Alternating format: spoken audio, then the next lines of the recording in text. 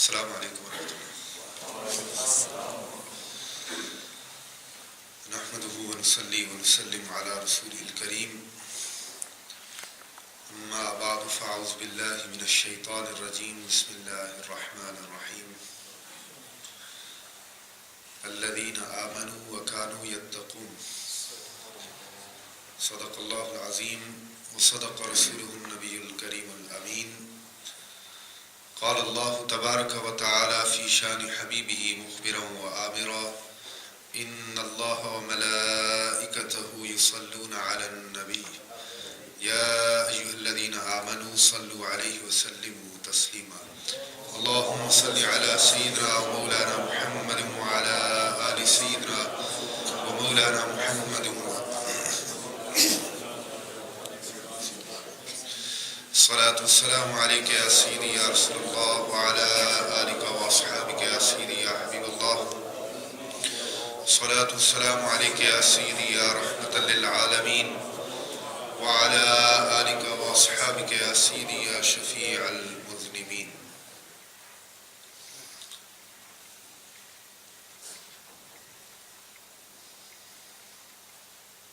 سیر گلشن کون دیکھے، سیر گلشن کون دیکھے، دشت طیبہ چھوڑ کر سیر گلشن کون دیکھے، دشت طیبہ چھوڑ کر سوئے جنت کون جائے، در تمہارا چھوڑ کر سوئے جنت کون جائے، در تمہارا چھوڑ کر سیر گلشن کون دیکھے، سر گزشتے غم کہوں کس سے تیرے ہوتے ہوئے، سر گزشتے غم کہوں کس سے تیرے ہوتے ہوئے، کس کے در پہ جاؤں تیرا آستانہ چھوڑ کر، کس کے در پہ جاؤں تیرا آستانہ چھوڑ کر، سیر گلشن کون دیکھے، بے لقائے یار ان کو چین آ جاتا اگر، بے لقائے یار ان کو چین آ جاتا اگر، بار بار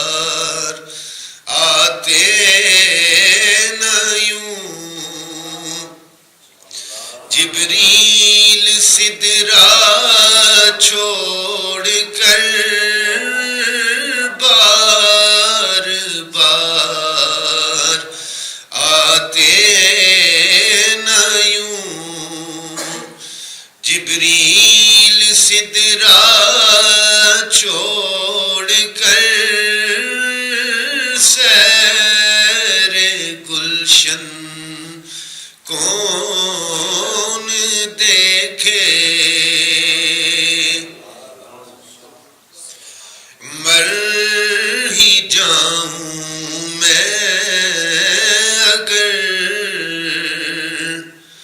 اس در سے جاؤں دو قدم، مر ہی جاؤں میں اگر اس در سے جاؤں دو قدم، کیا بچے بیمار غم، قرب مسیحا چھوڑ کر کیا بچے بیمار غم، قرب مسیحا چھوڑ کر سیر گلشن کون دیکھے،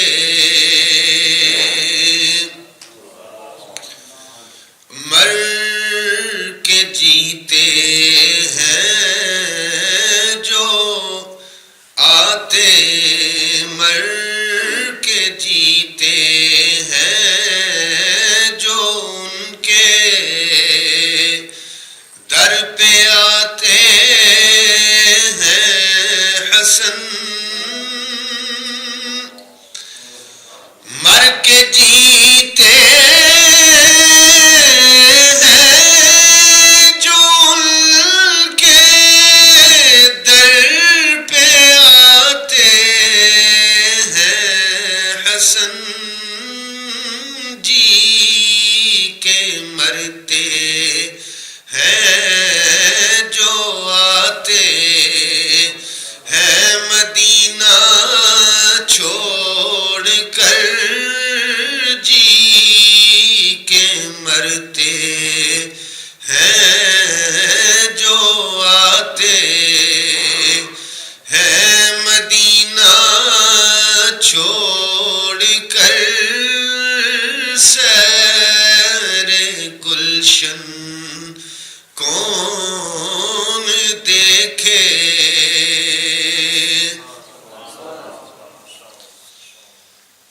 Most honorable, most respected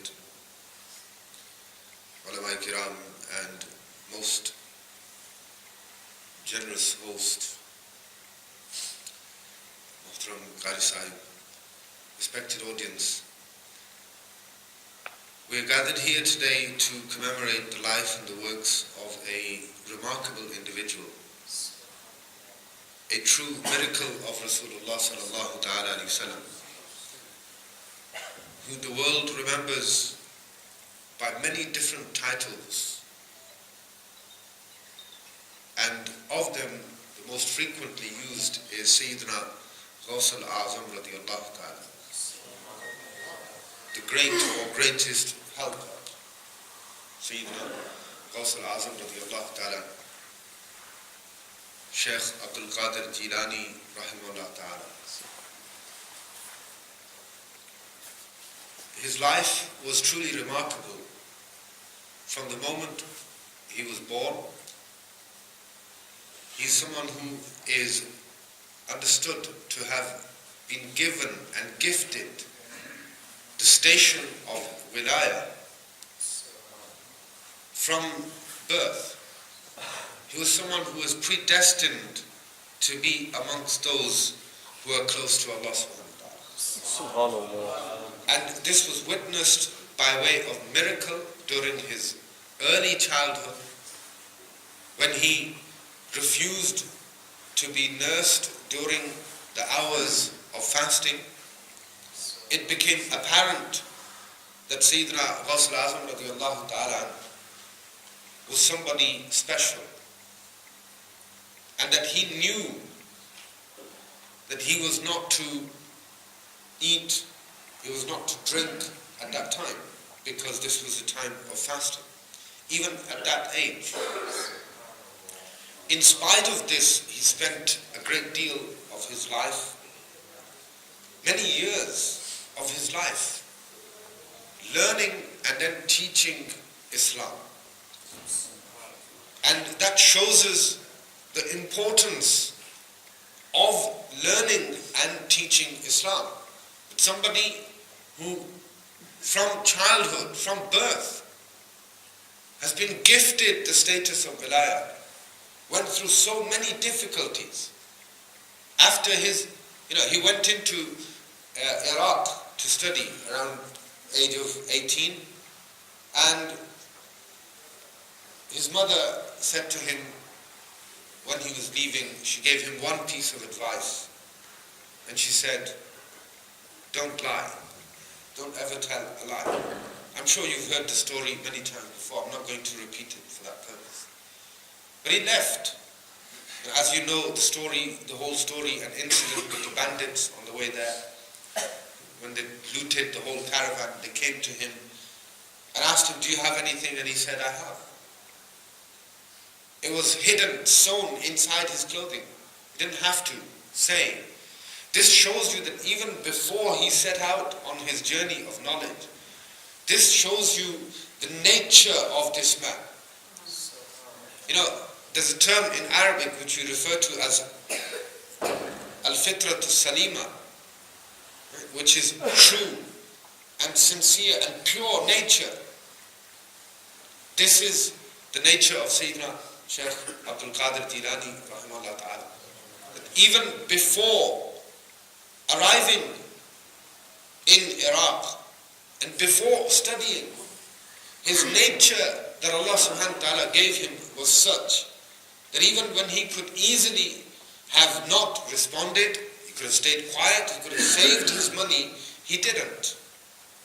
He told them the truth, and the result was that they all repented after seeing this young boy so truthful.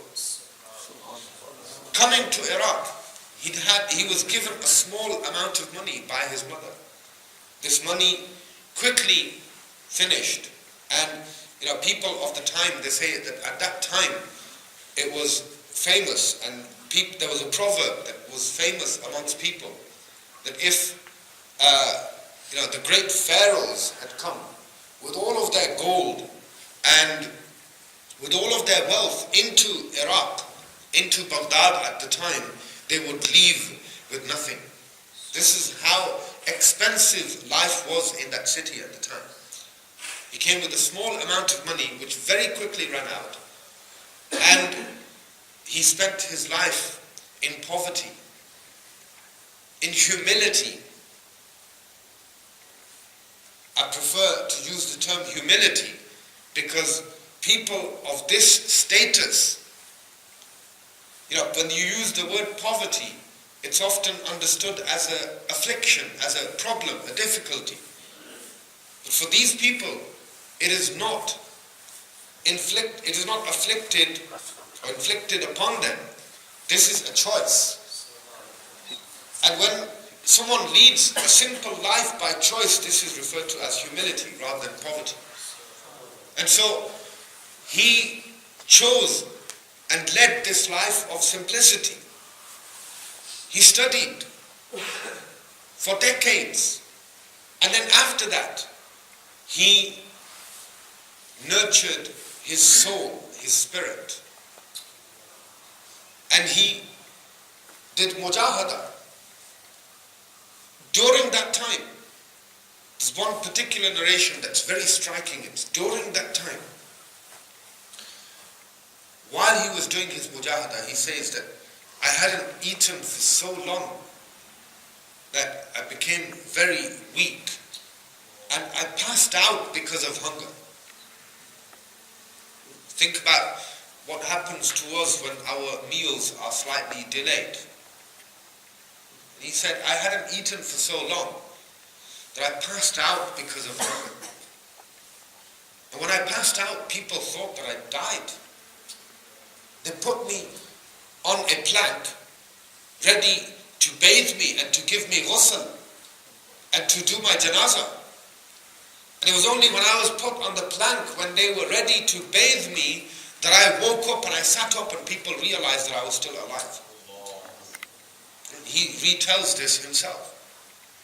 These kind of difficulties he went through. But even after those difficulties, what did he actually do? What were his greatest services to Islam? Yes, he's known as the reviver of the deen. His title is Muhyiddin, the reviver of the deen, of the religion. Why? What exactly did he do to revive the deen?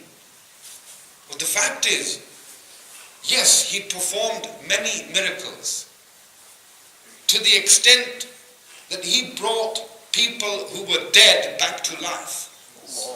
You don't get greater and more evident miracles and karamat than that, to bring a dead person back to life. He did that. But that happened in the moment, in the time that it happened in. It benefited those who were there at the time. That dead person was brought back to life, it benefited him, and he came back to life and he benefited from it. What benefit is that to us? Why is he still remembered today? What is it that he did that has brought all of you here today into this masjid to commemorate the life and the works of this individual? And so yes, we do retell his karamat and his miracles. But we also need to move on, and we need to move beyond that. And we need to look at the legacy that he left behind as well. Because there is a huge legacy that he's left behind. And there's a great deal that we can learn from that legacy. That's true commemoration. We can all gather and listen to the stories and be amused by them and take it as some amusement and go home. Or we can think about what these people did with their lives. What did they actually achieve? I'll tell you what he achieved. Over a period of 30 years, just over 30 years, he graduated 3,000 students every single year from his madrasa. Which means that he produced almost 100,000 scholars and disciples in that time. And we have a different concept of a Peer and a Shaykh today. I think there's a dire need for us to come back to the basics of Islam, the basics of the deen. Because he was a true Shaykh. That was his legacy. It was people like Salahuddin Ayyubi who were part of his circles, who then went and became the conquerors of Al-Quds. It was people like his disciples, his students, the first khutbah that was ever delivered, the first Jummah sermon that was delivered in Masjid Al-Aqsa after Salahuddin Ayyubi was delivered by one of the students of Shaykh Abdul Qadir Jilani.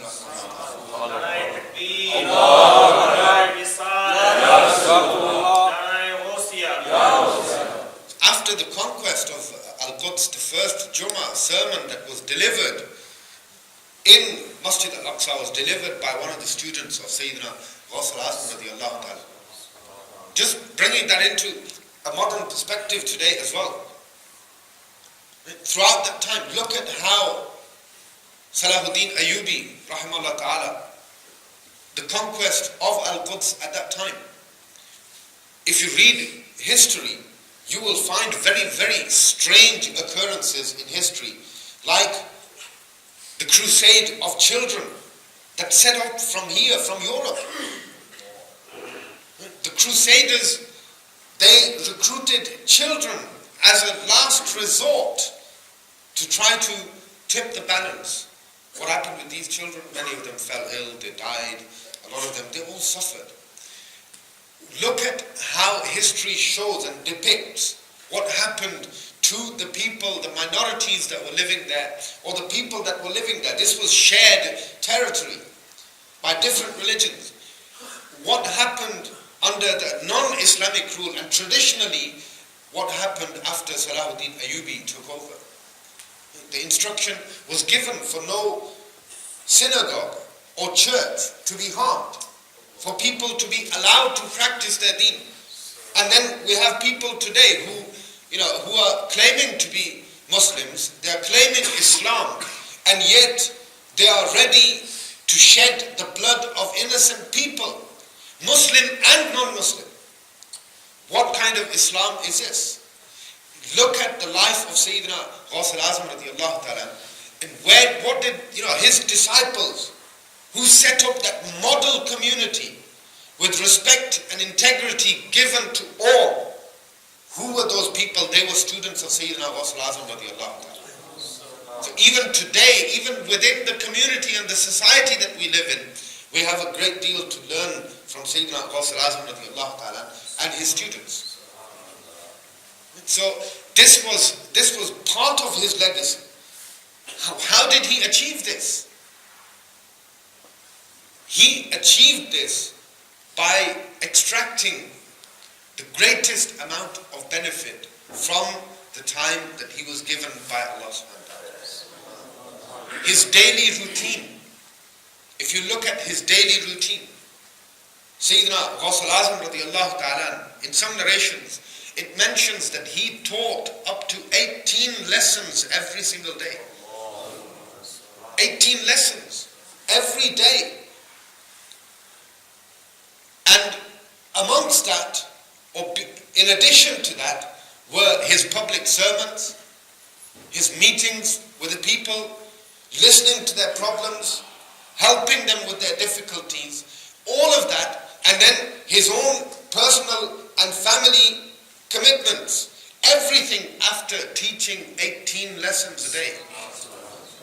In turn, his own ibadah, his worship, his prayers and everything else around those 18 lessons every day. Surely there's something for us to learn also within those lessons that he was teaching. He didn't graduate those 100,000 students for us not to benefit from it. And so I want to bring my discussion towards a close with a few narrations from one of his texts, Al-Fath al-Rabbani. Now it's not actually a text of Sayyidina, written by or authored by Sayyidina Ghaus al-Azam radiallahu ta'ala. In fact, this is a collection of his public sermons. One of the remarkable things about his public sermons is the fact that in some narrations it mentions from 30,000 up to 70,000 people at a time were attending his public sermons. This is in a time when we didn't have Facebook, we didn't have Twitter, no Instagram, none of this technological advancement. And the fastest means of getting information somewhere was the quicker, someone could ride on a horse, the quicker that information could get. That's it. In such a time, this in itself is a remarkable miracle and achievement, that 70,000 people at a time came to his public sermons. And many of them came and gave their souls. Their souls were taken. During that majlis, they gave their lives out of fear of Allah subhanahu wa ta'ala. They didn't take their lives out of the fear of Allah subhanahu wa ta'ala that was invoked within them. This was their decreed moment to die. And many left in this state from his gatherings. What is it about him? There's a narration about Dr. Abdul al-Jilani, one of Sayyidina Ghaus al-Azam radiallahu ta'ala's descendants. He's written a dissertation. He wrote a dissertation and a detailed biography of Sayyidina Ghaus al-Azam radiallahu ta'ala's life. And within that he writes, it's narrated that when his son Sayyidina Abdul al-Jilani rahimahullah ta'ala, Sayyidina Ghaus al-Azam radiallahu ta'ala's son, When he came back after studying, he said to his father, he said, I want to address one of your public gatherings in your presence.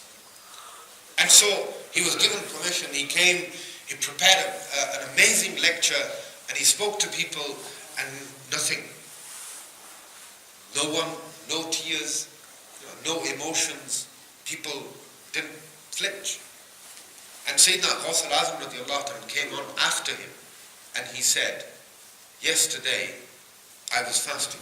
Kuntu sa'iman ams. I was fasting yesterday.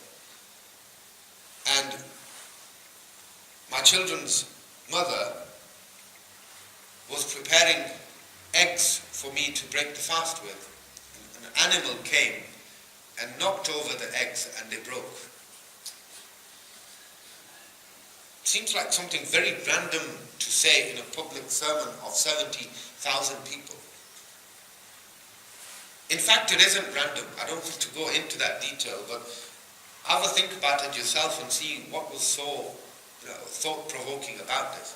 But he says the moment he said this, tears began to fall from people's eyes. And everyone was consumed by fear of Allah subhanahu wa ta'ala. He said, I asked my father, what's the secret? I went and I studied so much, and then I came and I prepared this lecture. I put so much effort into it. And I tried my utmost to get people, to inspire emotions within them. And nothing. And you talked about these broken eggs, and people started crying. And they were consumed by fear of Allah subhanahu wa ta'ala. And he said, you have studied, you've gone far and wide to study. He said, have you ever travelled in this direction? Pointing with his finger, he said, Asafatta ila hunaq. Have you travelled in that direction? I'll tell you what the reason is, why there's such an impact in my words. He said, you speak when you want to speak. You say what you want to say. I don't speak until I'm told to speak. And I don't speak with my own will, I only say that which I'm told to say. So, through divine inspiration, he's given that inspiration to speak and what to say. Surely those public servants, they hold the key. They are the key for us to enter into this domain of tasawwuf, of true understanding.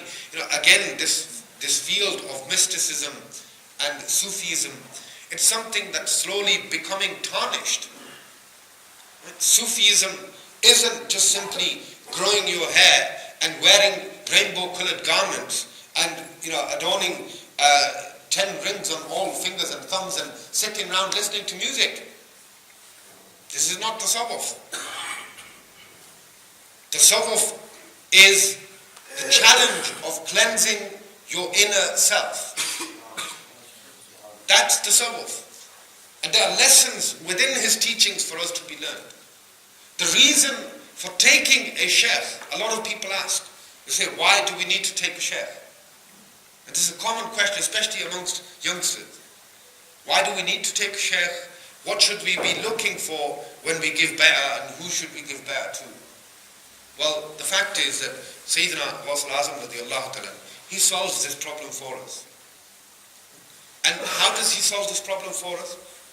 He says, and he mentions, he says, Subhana man alqa fi qalbi nusha al-khalq. He says, glory be to the one who has placed in my heart goodwill towards the creation.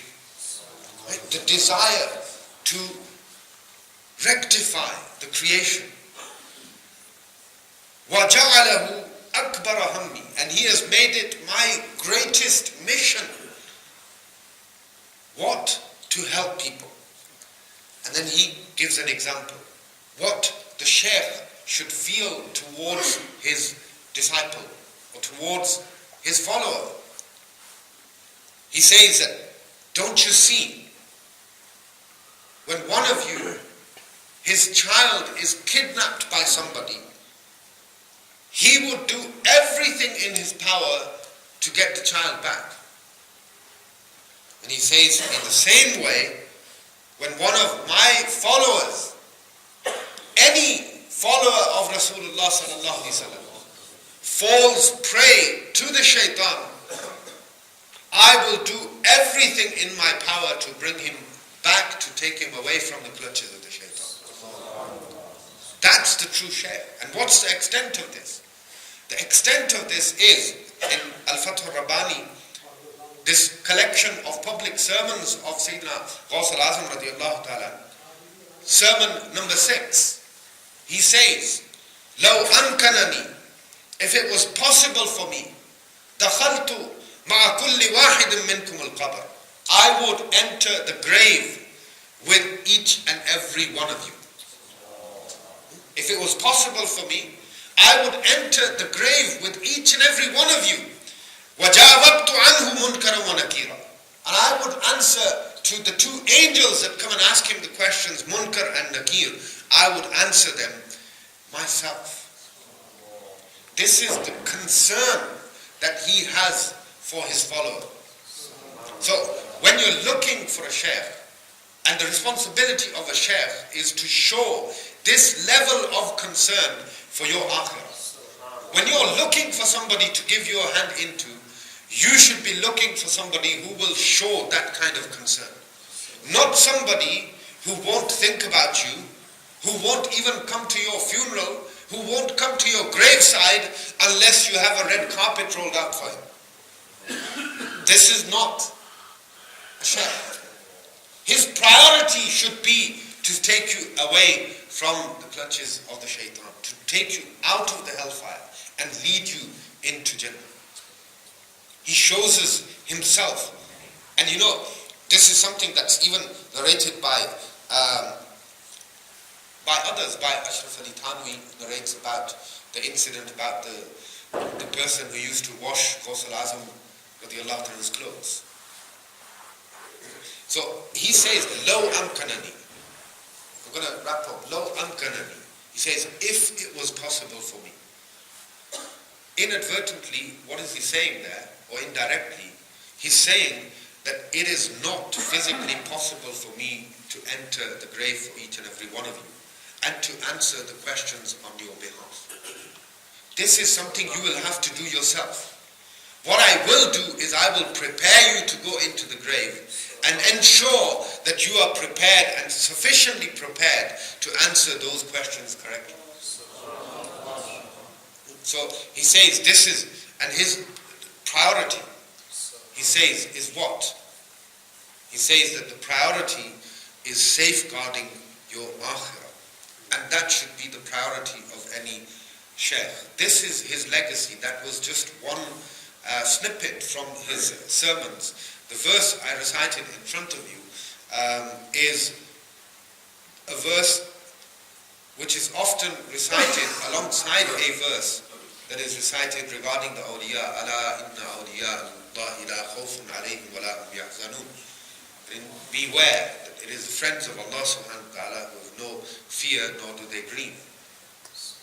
What an amazing existence. But how do you achieve that existence? Alladhina amanu. They are those people, so these awliya, who are they? They are those who believe, وَكَانُوا يَتَّقُونَ, and they adopt taqwa and piety. I was actually intending to talk to you from the Quran and explain to you the Quranic concept of taqwa and what it actually entails, because in my humble opinion it's not something that can be translated into one word. It's an umbrella term, and there are characteristics that need to be found within people who have taqwa. Maybe on another occasion.